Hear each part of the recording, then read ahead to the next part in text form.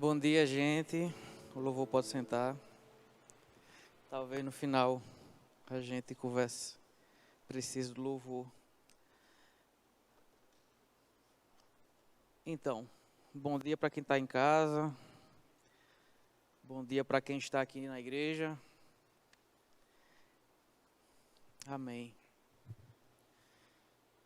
Como sempre, eu vou pedir encarecidamente a sua atenção. Hoje eu quero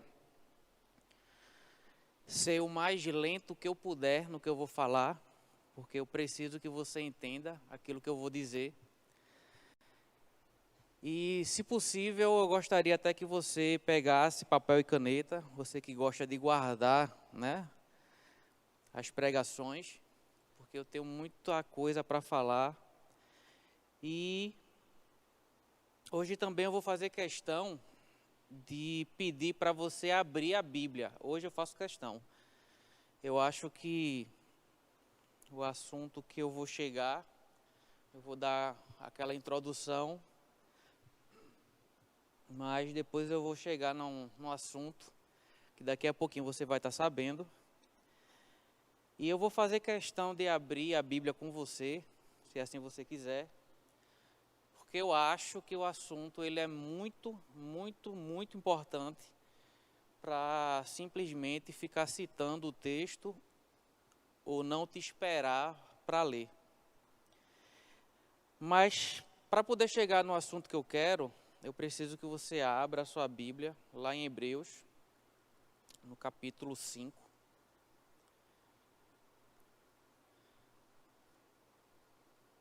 Nos versículos 11 até o 14. Depois a gente vai ler Hebreus capítulo 1 até o 3. Capítulo 6, versículo 1 até o 3. Mas, Fernanda, é necessário ler? É necessário ler. Hoje é a escola dominical e eu faço questão de fazer essa atividade de leitura. Tem outros textos que a gente vai abrir e eu quero ler com você. Eu quero que você abra a sua Bíblia para poder ler esses textos. Mas vamos lá. Hebreus capítulo 5, versículo 11, diz assim: Quanto a isso, quando o autor de Hebreus começa a falar quanto a isso, ele está se referindo ao que ele está falando. Ele estava falando sobre o sacerdócio de Jesus, ele precisou aqui dar uma pausa, um corte naquilo que ele estava falando. Quanto a isso, temos muito que ensinar. Assunto difícil de explicar, especialmente porque vos tornastes indolentes para aprender. Então, o autor de Hebreus, ele estava falando sobre o sacerdócio de Jesus e ele precisou parar aquilo que ele estava escrevendo sobre isso e, de certa forma, ele estava agora repreendendo aos destinatários dessa carta. E ele fala que aquelas pessoas, elas eram indolentes, na minha tradução aqui. Provavelmente na sua tradução tem negligente ou preguiçoso. Mas também essa palavra ela pode ser traduzida como uma pessoa que não se deixa afetar, ou uma pessoa insensível, ou uma pessoa indolor. Quando o autor fala que aquelas pessoas elas eram preguiçosas, indolentes para aprender, o que o autor estava querendo dizer é que eles eram pessoas que não se deixavam afetar pelo ensino que eles estavam recebendo. Eram pessoas insensíveis quando estavam escutando e elas eram indolores quanto àquilo que estavam aprendendo. Isso não muda muito hoje para muita gente que às vezes frequenta a igreja. Elas vêm para a igreja e parece que aquilo que é falado na igreja, ela não se afeta. Ela é insensível e ela é indolor quanto ao que ela está aprendendo. Por isso que o autor de Hebreus dá uma parada aqui naquele ensino sobre o sacerdócio de Jesus. E ele continua. apesar de que, a essa altura, talvez na sua tradução tenha, de acordo com o tempo percorrido, vocês já deveriam ser mestres. Ainda estáis precisando de que alguém vos instrua mais uma vez quanto aos princípios elementares da palavra de Deus. Aí o autor de Hebreus continua repreendendo aquelas pessoas, dizendo que pelo tempo que já se passou, que a ideia que está aqui é que já faz um bom tempo, aquelas pessoas destinatárias da carta, elas já deveriam ser pessoas mestres quanto aos fundamentos da palavra de Deus. Na verdade, elas já deveriam até estar um pouco além do que ele diz, o que é fundamento da palavra de Deus. Aí ele continua ainda no versículo 12. Voltastes a necessitar de leite, quando já devias estar recebendo o alimento sólido. Ou seja, o que o autor está dizendo é que eles, pelo tempo que tinha passado, eles não precisavam mais aprender sobre esses princípios elementares da palavra de Deus. Eles já deviam estar agora aprendendo outro tipo de assunto, outro tipo de alimento deveriam estar recebendo. Versículo 13. Ora, quem precisa alimentar-se de leite ainda é criança e não tem experiência no ensino da justiça. No entanto, o alimento sólido é para os adultos, os quais, pelo exercício constante da fé, tornaram-se capazes de discernir tanto bem quanto mal. Então, como eu falei no começo aqui, eu vou fazer questão de ler o texto. E esse só é o começo, tem outros textos que eu vou ler. Por quê? Eu acho que a gente precisa voltar ao que a Bíblia ensina e a gente precisa voltar a ter um interesse pela Bíblia. Eu sei que é bom quando a pessoa que está pregando, ela cita ou ela fala nas entrelinhas aquilo que a Bíblia fala e a gente acaba que tendo um gosto maior de ouvir pessoas assim. Mas hoje eu não quero ser assim. Hoje eu quero ler com você. Então, o autor de Hebreus está repreendendo aquelas pessoas. Por quê? Aquelas pessoas, pelo tempo que tinha já decorrido, elas deveriam ser pessoas mestres na palavra, elas não deveriam mais estar voltando a coisas que são princípios elementares da palavra de Deus, é assim que ele usa aqui a expressão. Essas pessoas já deveriam ser não crianças precisando de leite, elas deveriam ser pessoas experimentadas na palavra, no ensino da justiça.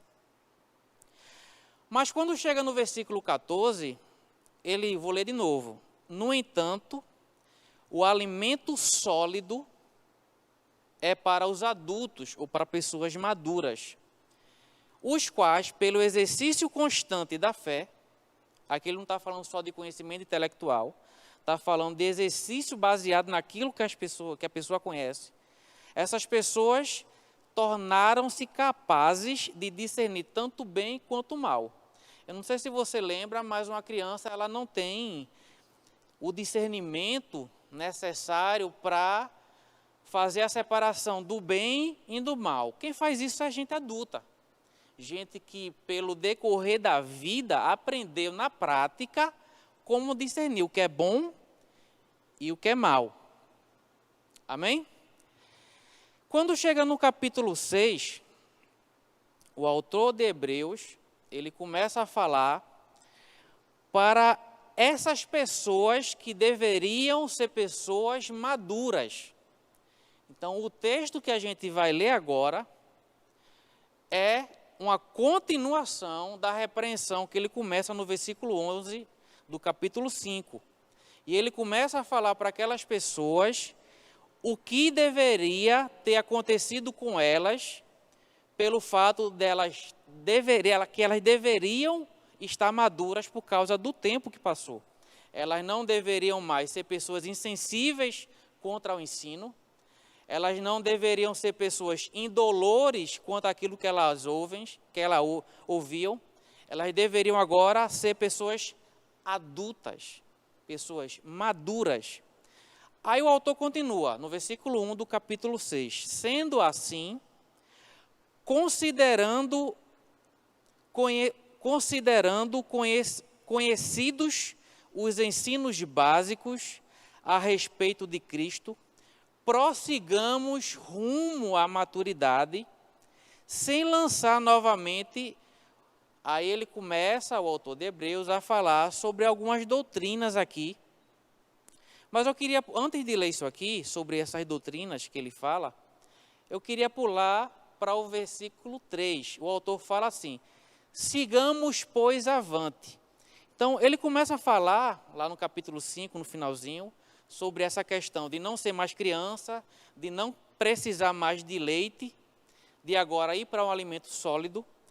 E ele fala no versículo 1 do capítulo 6, que teria que se colocar um pouco de lado essa questão dos princípios básicos da palavra de Deus, das doutrinas básicas da palavra de Deus. E no versículo 3 ele fala: sigamos, vamos avante. Se Deus permitir, faremos isso. Faremos isso o quê? Voltar a aprender sobre aquilo que é base, sobre aquilo que é básico.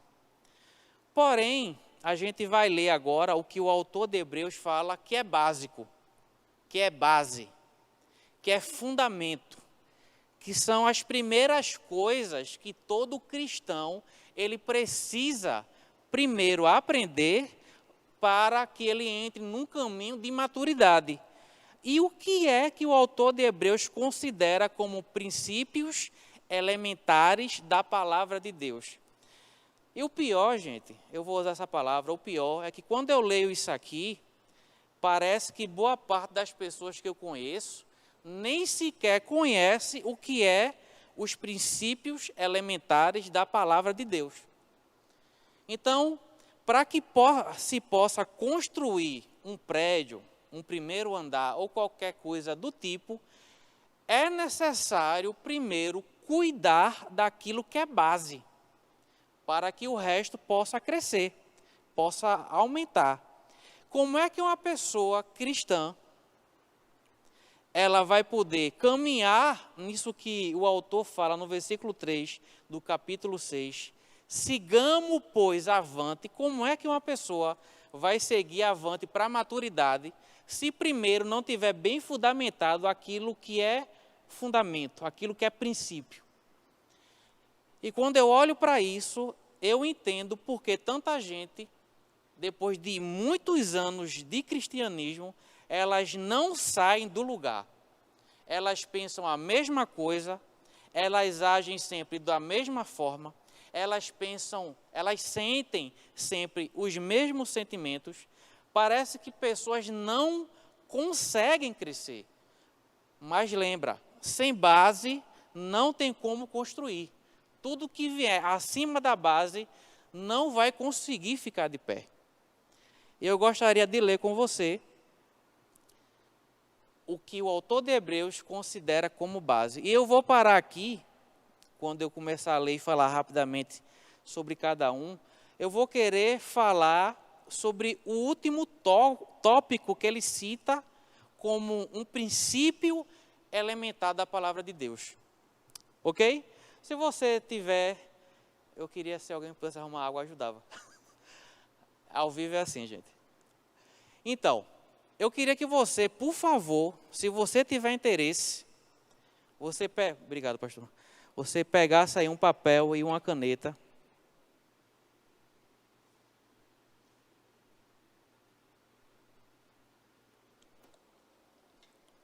E anotasse. Então, ele fala que é fundamento. A primeira coisa que ele fala é arrependimento de atitudes inúteis. Talvez na sua tradução tenha obras mortas e que conduzem à morte. Então, o primeiro fundamento que o autor de Hebreus fala é sobre arrependimento de obras mortas ou arrependimento de atitudes inúteis.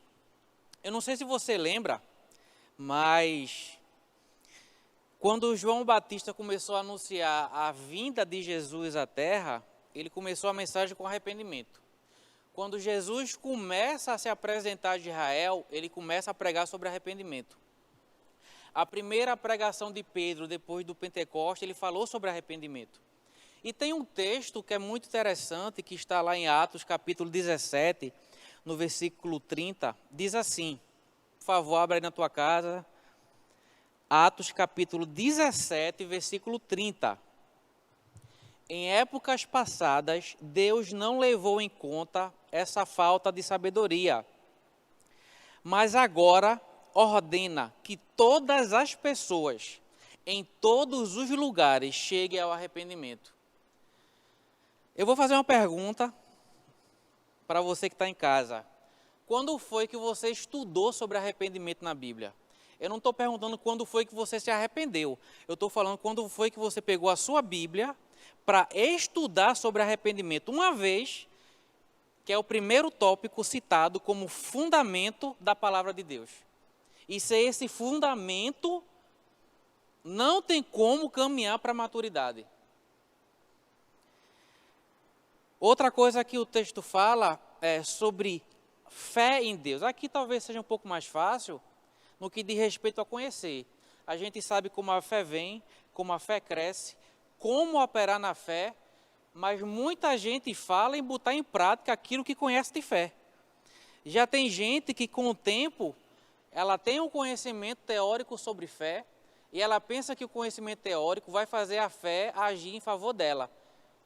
Mas o conhecimento teórico de fé sem prática não faz a fé operar. Tem um texto muito conhecido, lá em Hebreus capítulo 11, versículo 6, você conhece esse texto? Diz assim, sem fé é impossível agradar a Deus, pois quem dele se aproxima, primeiro, precisa crer que ele existe, lógico, mas não só que Deus existe, mas que ele recompensa aqueles que o buscam. Então, uma pessoa que ela começa a agir em fé, um dos primeiros pensamentos que ela vai ter é, poxa, sem fé é impossível agradar a Deus, eu creio que Deus existe, e essa fé normalmente vai botar essa pessoa em ação para buscar Deus, porque ela sabe que quando uma pessoa busca a Deus, deixa eu ler de novo o texto, Hebreus 11, 6, sem fé é impossível agradar a Deus, pois quem dele se aproxima precisa crer que ele existe e que Deus recompensa aqueles que o buscam. Aí você pode falar para mim, mas Fernanda, eu não vou buscar a Deus segundo as intenções. Perfeito, mas já que ele falou que vai recompensar a minha busca, eu vou buscar crendo que vai ter recompensa. Então, além de acreditar que Deus existe, eu vou buscar Deus e vou ter a expectativa que Ele vai me recompensar pelo fato de buscá-lo. Isso aqui é mais fácil para você, eu tenho certeza. Mas o texto ainda fala sobre doutrina de batismos como fundamento básico para um cristão que quer seguir para a maturidade. E aqui eu sei que você sabe que fala sobre primeiro o batismo das águas, que é uma confissão pública que a gente faz através desse ritual. Fala sobre o batismo do Espírito Santo, com evidência de falar em língua, a gente sabe disso. Mas também, quando ele fala no plural sobre doutrina de batismos, a gente sabe que também fala sobre batismo no corpo de Cristo. Fala sobre batismo nas águas, que é a declaração pública. Fala sobre o batismo no Espírito Santo, ok, a gente sabe bem disso. Mas às vezes a gente não dá tanta importância sobre a questão do batismo no corpo de Cristo. Qualquer pessoa que se converte, ela vai ser introduzida no corpo de Cristo como membro. Mas, Fernando, o que é que isso tem a ver no que diz respeito a gente caminhar para a maturidade? Se eu for falar esse não é o assunto ainda que eu quero entrar, tá? eu só estou dando uma geral naquilo que ele fala sobre fundamento. Eu vou querer focar um pouco no último tópico ou na última doutrina. Mas eu estou dando uma geral aqui. Quando ele fala sobre o batismo do Espírito Santo, e a gente sabe que o batismo no Espírito Santo vem com a evidência de falar em línguas, gente, nós sabemos que quando a gente é batizado no Espírito Santo, a gente começa a falar em outras línguas, e a gente sabe que o batismo no Espírito Santo é a porta para os novos dons espirituais. O batismo no Espírito Santo nos apresenta ao mundo espiritual. E no que diz respeito à oração em língua, a gente sabe que se a gente colocar em prática a oração em línguas, a gente vai estar se edificando. Então não é aprender o que é o batismo no Espírito Santo, é viver aquilo que o batismo no Espírito Santo nos proporciona para a maturidade. Não é uma coisa teórica, é uma coisa que nos dá ferramentas para a prática. E essa questão do batismo do corpo, introdução no corpo de Cristo, a gente se transforma em membro do corpo de Cristo. Quando a gente entende que a gente faz parte de um corpo, a gente sabe que cada pessoa que se converteu, ela vai ter uma função nesse corpo. E que a minha função provavelmente não vai ser a mesma do outro. A outra vai ser olho, talvez eu seja a boca. A outra vai ser boca, talvez eu seja o ouvido. Talvez eu seja o pé, eu seja a mão. E eu vou ter que aprender a me dar com isso. Porque eu não posso querer fazer o que o outro faz. Isso não pode criar inveja em mim. Eu tenho que me contentar com aquilo que eu me transformei no corpo. E quando eu começo a entender que eu fui batizado no corpo e eu tenho uma função, e que eu não preciso ter inveja de ninguém, porque a minha função é tão importante quanto a de todos os outros, eu vou caminhar para a maturidade. Eu vou rejeitar inveja, eu vou rejeitar ciúme, eu vou me contentar com aquilo que eu sou. E vou honrar aquilo que o outro é. Outra coisa que o texto fala é sobre imposição de mãos. É interessante que ele fala que é doutrinas básicas, fundamentos básicos, ensinamentos básicos, mas todos eles têm algo prático envolvido. E quando esses fundamentos são praticados, a gente começa a andar para essa maturidade. A gente para de apenas tomar leite e Deus vai confiar um alimento sólido para a gente. Imposição de mãos, a gente sabe que isso não está restrito para quem tem dom ministerial. Jesus falou que aquele que colocar a mão sobre os enfermos, eles serão curados. Isso é para todo crente. O quinto item que ele fala é sobre a ressurreição dos mortos. Olha aí, ele entra agora no que a gente entende de escatologia. Pelo menos os dois últimos, eu vou focar no último. Entra agora no que a gente fala muito hoje sobre escatologia, mas é impressionante quão pouco as pessoas conhecem sobre isso. Mas isso é básico. Eu vou repetir, tá? Muita gente não consigo entender escatologia. Após fosse, porque isso é básico. Isso é básico. Não tem como ir para a maturidade sem deixar a escatologia, o estudo do fim dos tempos, falar com a sua vida, mexer com a sua vida. Não tem como. A gente quer muita coisa nova sem estar pisando e firme naquilo que a gente deveria estar firmado. Lá em João capítulo 5, versículo 29, diz assim: os que fizerem o bem sairão para a ressurreição da vida, e aqueles que tiverem praticado o mal para a ressurreição da condenação. Eu não vou entrar em cronologia escatológica aqui, não vai dar tempo. Porém, além do que Jesus falou aqui, ele fala sobre dois tipos de ressurreições, um para o justo, o outro para o injusto. Se a gente for em Tessalonicenses, a gente vai ver que nós só poderemos ser arrebatados, caso Jesus venha na nossa geração, se quando os que dormiram em Cristo ressuscitarem primeiro. E a Bíblia fala que a gente, juntamente com eles, seremos arrebatados. Isso é básico, gente. E não é só uma coisa teórica, isso tem que mexer com a nossa vida. Essa esperança do arrebatamento, essa expectativa da volta. Tudo tem prática aqui. E o último termo que o autor de Hebreus fala é juízo eterno. E eu queria focar o restante aqui.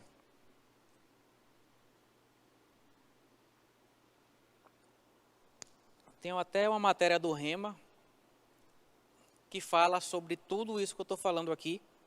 Se você quiser mais informação, vai estudar, faz o Rema. E eu quero focar nisso que o autor de Hebreus fala sobre juízo eterno. É engraçado, gente, que quando a gente vai, eu já tive a experiência de construir um primeiro andar, se eu não estou enganado, eu coloquei 10 colunas na casa, algo parecido com isso. E não existe uma metragem mínima e máxima de uma coluna para outra, para que possa suportar o peso que vem em cima. E se eu não respeitar essa distância e respeitar a quantidade de colunas por metro quadrado, eu vou colocar em risco aquilo que eu vou estar construindo. Para o autor de Hebreus, pelo menos esses 6 tópicos são o fundamento para poder existir uma construção na vida cristã em direção à maturidade. Se você quiser algo novo de Deus, você vai ter que conhecer cada tópico desse, e cada tópico desse vai ter que influenciar a sua vida. Senão você não vai chegar a lugar nenhum na sua vida espiritual. Você vai para o céu, você é filho de Deus, mas você não vai potencializar a sua vida cristã. Então eu só vou repetir aqui. Arrependimento de obras mortas, fé em Deus, instrução acerca de batismos, imposição de mãos, ressurreição dos mortos e juízo eterno. Como eu falei, eu não vou usar agora a cronologia bíblica, eu só vou falar do assunto. Mas eu queria falar um pouquinho sobre o inferno. Eu sei que você não está acostumado a ouvir sobre isso, mas eu não sei se você sabe, Jesus falou sobre isso. Eu vou repetir isso para você. Pelo incrível que pareça, as histórias da Bíblia, do Novo Testamento, dos Evangelhos, não é só a história do barco que teve a maravilhosa pesca. No Evangelho não fala só quando Jesus estava no barco que parou uma tempestade e eles ficaram em paz. O Novo Testamento, gente, inclusive os Evangelhos, não falam só sobre isso.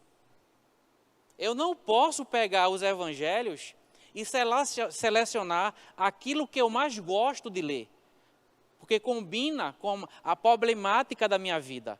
Eu sei que é importante, né, essas mensagens, elas são de Deus, elas são inspiradas por Deus, mas existem outras coisas nos Evangelhos, existem outras falas de Jesus que é tão importante quanto essas histórias.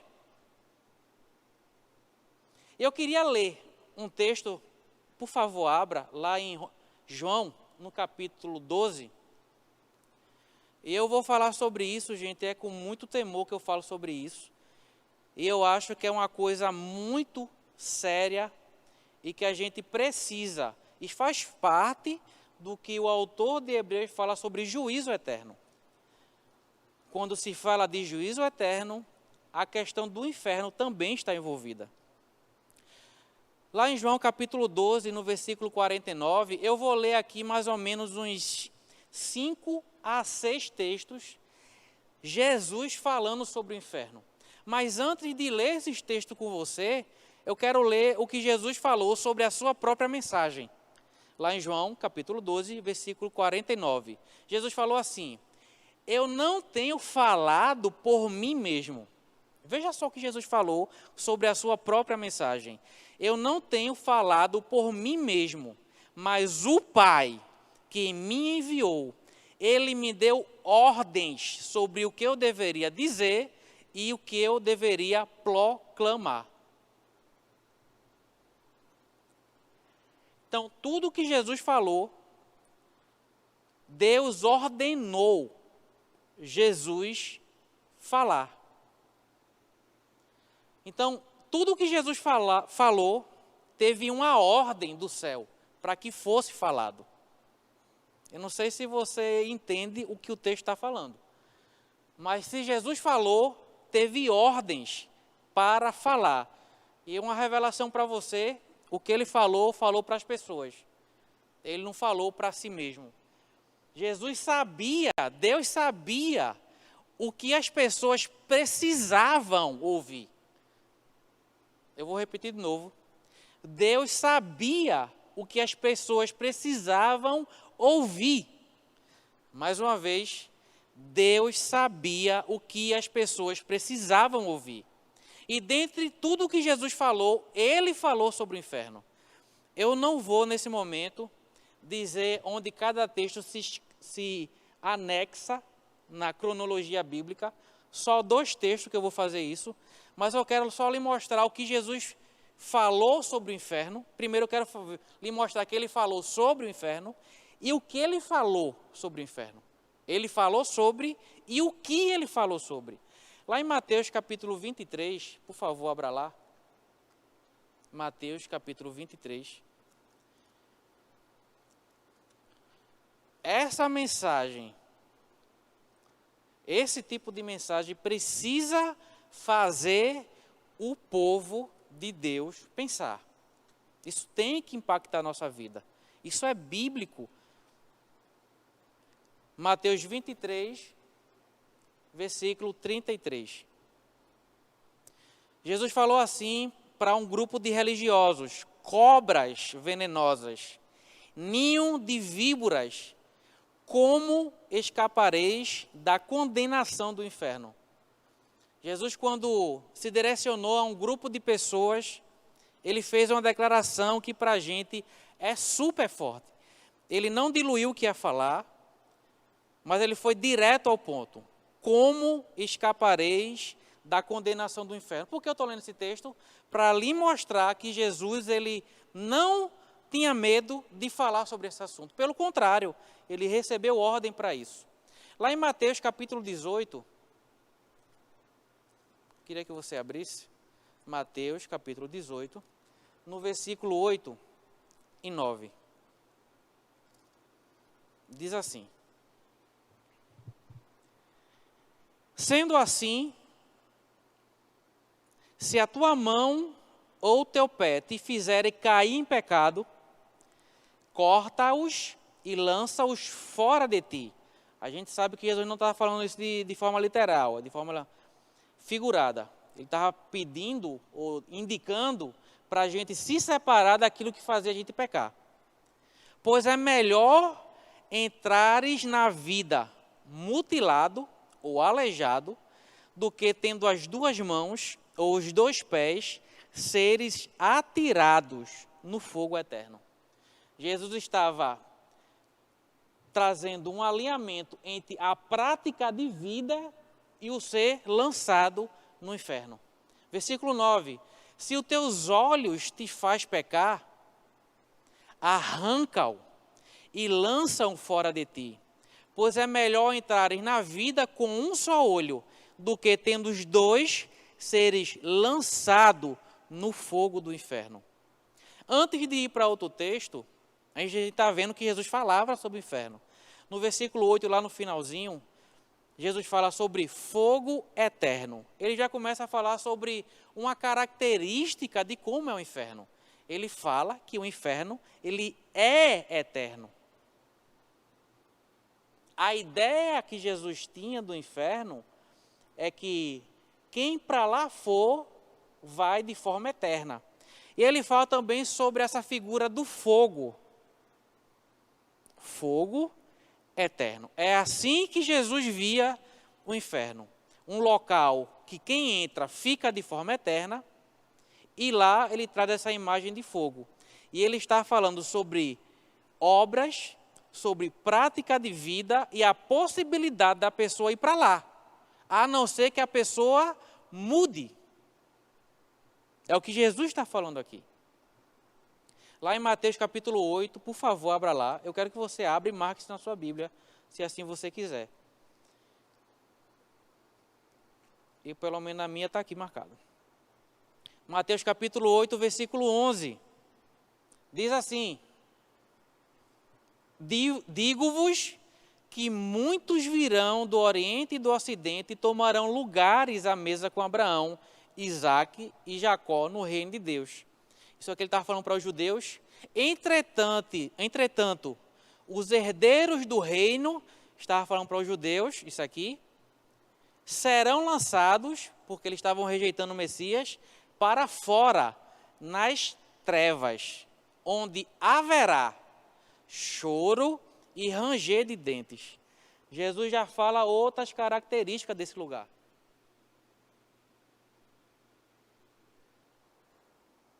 Ele fala sobre trevas, fala sobre choro e fala sobre ranger de dentes. Essa é a imagem que Jesus está querendo passar sobre o inferno. Um lugar de trevas, um lugar de choro e um lugar de ranger de dentes. Mateus capítulo 25, Fernando, é tão chato ficar abrindo a Bíblia. Meu amigo, se você é crente e diz isso, se arrependa, viu? E falando ainda mais sobre um assunto desse, Mateus capítulo 25, versículo 41, diz assim: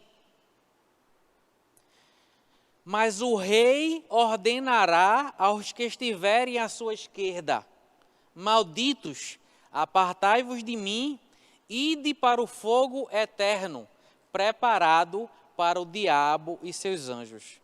Eu não sei se você está reparando no que eu estou lendo, mas Jesus está deixando a entender que existem pessoas que vão para esse lugar.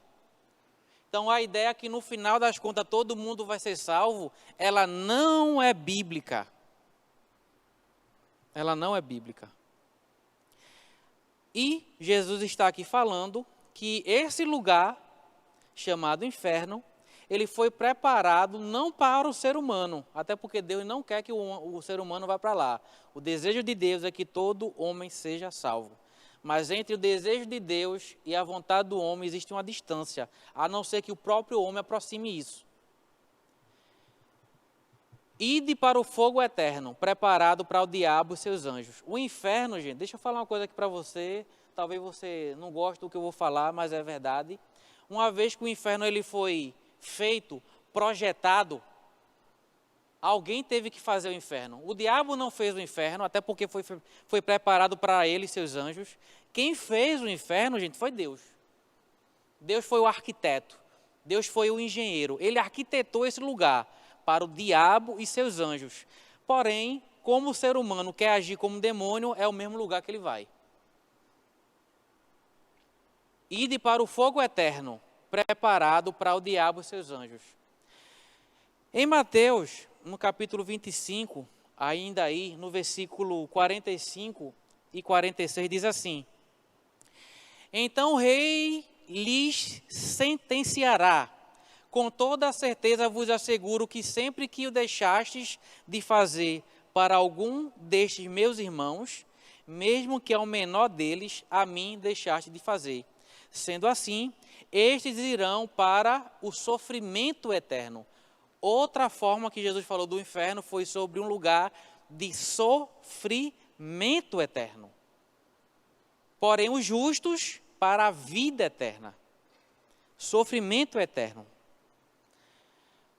Lá em Lucas, eu não vou ler esse texto, eu vou lhe indicar. Eu acho que você já deve ter lido ou escutado alguém, ler ou pregar sobre isso.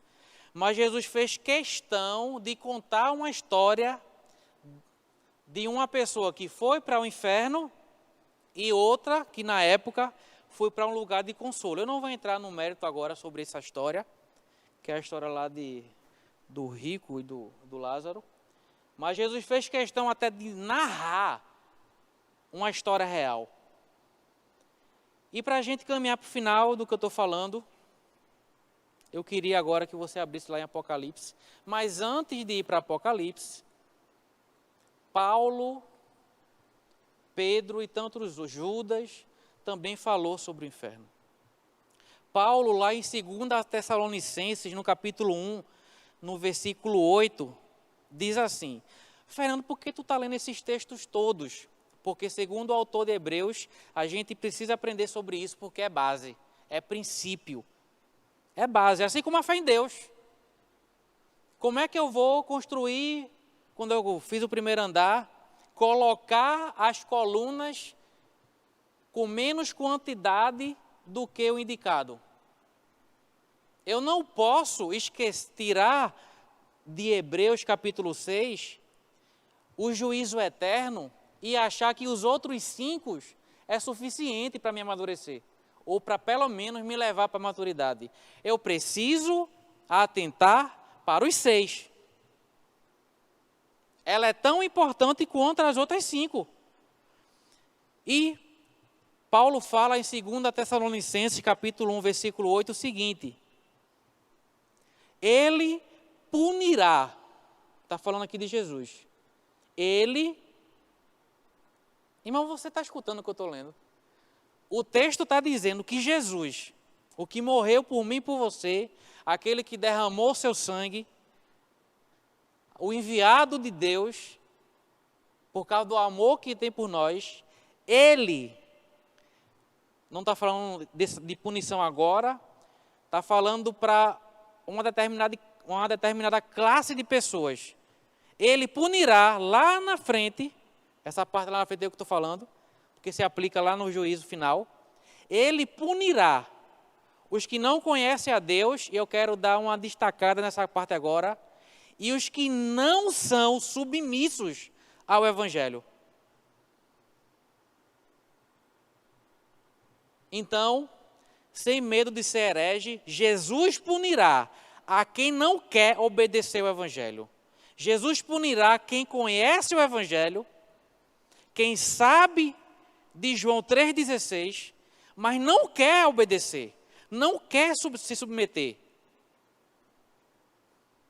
Provavelmente todo desviado irá para o inferno. Por quê? Porque desviado não tem submissão ao Evangelho. Jesus falou: se a tua mão te faz pecar, corta. Se teu olho te faz pecar, corta, tira-o.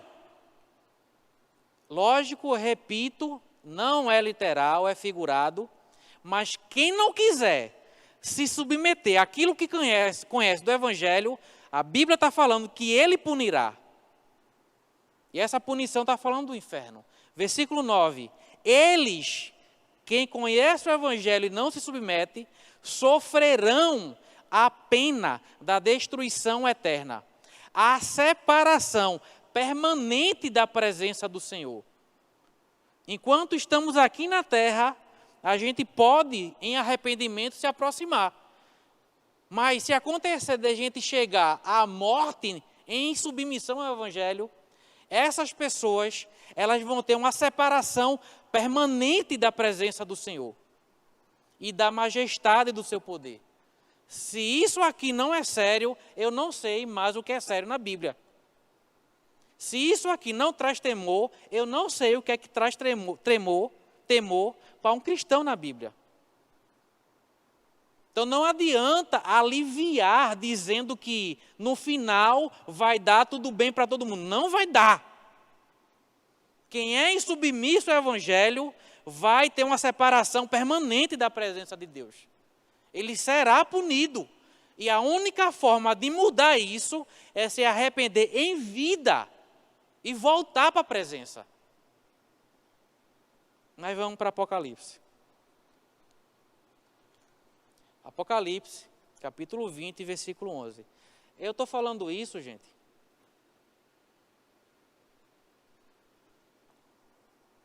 porque eu fico extremamente triste quando eu vejo pessoas desviadas e quando eu vejo pessoas com dúvidas. Eu acho que eu não vou ser mais crente.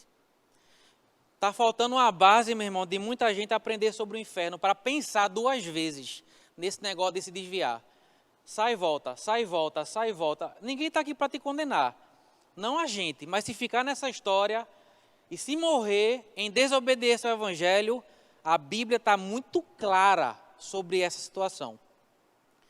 Eu já passei 1 ano sem vir à igreja. Eu entendo que temos fraquezas, porém a Bíblia diz que Deus ordena que todos os homens, em todos os lugares, se arrependam. Apocalipse capítulo 20, versículo 11. Eu vou ler de novo. Você tem que aguentar ler a Bíblia, gente, em nome de Jesus. Apocalipse capítulo 20, versículo 11. Feliz Páscoa, tá? Em seguida, observei um grande trono branco. Lembra que eu falei sobre o juiz eterno? Tá, tudo que eu estou falando está ali dentro. Em seguida, observei um grande trono branco, e o que estava sentado sobre ele. A terra e o céu fugiram da sua presença. A presença que nos atrai hoje, nesse dia, vai fazer o povo se afastar. Aqui está falando de Jesus. E não foi achado lugar para eles, ou seja, não foi achado lugar para fugir da presença de Jesus. Versículo 12. Vi também os mortos, grandes e pequenos. Quando fala de mortos grandes, está falando de pessoas que são importantes nesse mundo natural. E os pequenos são as pessoas que não tiveram muita influência sobre ele. Em pé, diante do trono, todos eles, os grandes e os pequenos. E alguns livros foram abertos. Então, abriu-se um outro livro, o livro da vida. E os mortos foram julgados. Lembra que um dos tópicos lá de Hebreus é juízo eterno. Os mortos foram julgados pelas observações que estavam registradas nos livros, de acordo com as suas obras realizadas. O que me deixa entender que cada coisa que as pessoas fazem em vida são registradas. É por isso que foi aberto livros, e nesses livros estava registrado as obras das pessoas. O mar entregou os mortos que jaziam nele, e a morte e o Hades entregaram os mortos que neles havia. E um por um foi julgado de acordo com o que tinha feito. Então a morte e o Hades foram atirados no lago de fogo. Esta é a segunda morte, o lago de fogo. E todo aquele cujo nome não foi encontrado escrito no livro da vida foi lançado no lago de fogo. Apocalipse capítulo 21, versículo 7. E aqui eu acabo e a gente finaliza aqui. Apocalipse capítulo 21, versículo 7. No versículo 7 fala para mim e para você. Depende daquilo que a gente leva como sério na vida. O vencedor herdará todas essas bênçãos. E eu serei o seu Deus, e ele será o meu filho. Eu acredito que se eu mantiver a minha vida alinhada ao Evangelho, é nesse versículo que eu vou me enquadrar. E se você também alinhar a sua vida em obediência ao Evangelho, é nesse versículo que você vai estar enquadrado. Porém, existe o versículo 8. Porém, quanto aos covardes, os incrédulos, os depravados, os assassinos, os que praticam a imoralidade sexual, os bruxos e ocultistas, os idólatras e todos os mentirosos. A parte que lhes cabe será no lago de fogo, que arde perpetuamente em meio ao enxofre. Essa é a segunda morte. Eu vou fazer alguns comentários rápidos aqui, mas eu não sei se você reparou, mas a Bíblia fala sobre esse assunto. Jesus falou sobre esse assunto. Paulo falou sobre esse assunto. Pedro falou sobre esse assunto. Judas falou sobre esse assunto. João, nas suas visões, ele viu o dia futuro de um julgamento. Ele teve uma visão daquilo que vai acontecer. E João fala numa linguagem que eu acho interessante. Eu não sei se quando você era criança, você já pegou Cosme e Damião é o nome? Cosme e Damião, aquele saquinho com pirulito, com pipoca, com salgadinho, com, sei lá, um brinquedo dentro. E normalmente, né, a gente pegava uma senha que algumas casas distribuíam de forma antecipada. Nessa senha tinha o dia e a ordem, né, que a pessoa tinha que se submeter na fila. O dia que ia distribuir os presentes lá, a hora e a ordem. E eu lembro quando eu era criança, que eu pegava o meu, né, minha fichazinha, eu ficava lá esperando, e cada vez que o tempo ia passando, eu ficava mais próximo dos doces. Né? E eu, como criança, poxa, agora vai ser a minha hora, só faltam mais 3, só faltam mais 2. Eita, agora eu vou ter acesso àquilo que tanto eu queria como criança, né? Lá, meus 4 anos. E João usa a expressão aqui, a seguinte expressão, que cada um estava em pé diante do trono. A impressão que dá é que o julgamento ele vai ser assistido para quem estiver lá. E as pessoas vão estar, cada um, em pé diante do trono. Acredito eu, é a cena que eu consigo pensar, talvez vai ter várias filas. E quem está atrás, no segundo lugar da fila, né, que com o tempo ele era o terceiro, era o quarto, era o último, mas todo mundo vai chegar no lugar do segundo. E ele vai ver o que vai ser falado para o primeiro. Irmão, eu não quero estar lá. Eu não quero estar lá. Eu não vou estar lá. Você não vai estar lá. Eu acredito que você não quer estar nesse local. Diferentemente da fila do Cosme Damião, que eu tinha expectativa de pegar o doce, as pessoas que estarão lá, o texto fala que elas vão tentar fugir. Mas João fala, não foi achado lugar para eles. Ou seja, essas pessoas não conseguiram fugir do momento. Não tinha como se esconder. Não tinha como evitar. Aqui não depende da vontade humana. Elas vão ter que passar por isso. É obrigatório, é forçado. Não existe livre-arbítrio aqui. Vai ter que estar diante do trono em pé. E só para encerrar, eu sei que existem várias coisas aqui falando no capítulo 21, no versículo 8, fala dos incrédulos, os depravados, os assassinos. E fala aqui também sobre práticas imorais, sexuais, que no grego essa expressão toda é porneia, fala sobre todo tipo de prática errada sexual. Mas essa palavra aqui, covarde, se a gente for contextualizar ela dentro disso aqui, eu queria que o louvor viesse. O que João está querendo dizer com essa palavra covarde é uma pessoa que ela tinha o compromisso com algo, mas se acovardou. É o que está lá em João, no capítulo 12. Quando Jesus pregou, algumas autoridades creram em Jesus, capítulo 12, versículo 42, diz assim, apesar disso, muitos dentre as próprias autoridades acreditaram nele, mas devido aos fariseus, não declaravam sua fé para não serem excluídos da sinagoga. Ou seja, eles se acovardaram em professar sua fé em Jesus, pois amaram mais a honra dos homens do que a glória de Deus. Essas pessoas, mesmo crendo em Jesus, não mostraram isso. Eram covardes, pessoas que não tinham firmeza naquilo.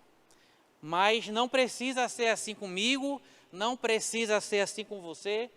Caso você precise, um dos fundamentos daquilo que a gente leu em Hebreus é arrependimento de obras mortas. Você pode falar para mim, Fernando, está tão difícil me levantar, é tão ruim ficar assim, eu não tenho força. Deus é o Deus de toda a graça. E Ele é poderoso para lhe ajudar a ficar de pé. Se houver arrependimento, se houver busca, se houver compromisso e fé nesse Jesus, que não nos criou para ir para o inferno. Pelo contrário, a vontade de Deus é que quando Ele volte, a gente seja arrebatado, ou se a gente morrer, o juízo que a gente vai participar é um juízo de retribuição contra galardão, não a retribuição para ir para o inferno. Então eu queria que Ney cantasse. Deus, embora sem compreender,